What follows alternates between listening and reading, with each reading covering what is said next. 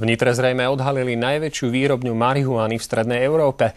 O tomto prípade sme vás ako jediní informovali už včera. Dnes sa spolu s nami pozrite na túto ilegálnu továreň deň po zásahu protidrogovej jednotky.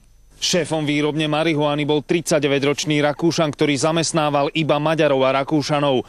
Policajná akcia s krycím názvom Mili začala prehliadkou jeho BMWčka. Policajti zaistili plastové vrecúško s neznámou bielou látkou, o ktorej sa Roman N. vyjadril, že ide o kokain. Potom vošli policajti do výrobne a zadržali ďalších 7 mužov. Najmladší má iba 17 rokov. Týždenný plat robotníka bol asi 30 000 korún. Zamestnanci z Rakúska a Maďarska chodili vyrábať marihuanu na 10-dňové smeny.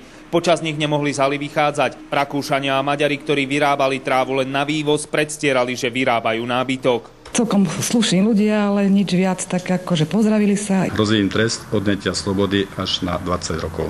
Veľkoskladá výrobňa marihuany bola v Nitre na Cabajskej ceste v areáli bývalého mäsokombinátu. Všetko sa to dialo len 200 metrov od obytných domov a nikto netušil, že sa tu vyrába droga.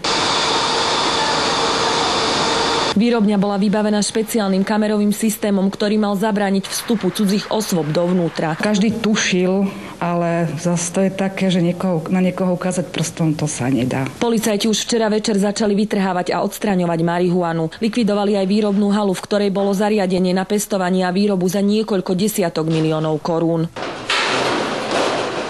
Policajti už z tohto miesta marihuanu vytrhali a taktiež vypratávajú celú halu. Pre televíziu Joj Darius Haraxin a Diana Pavlisová.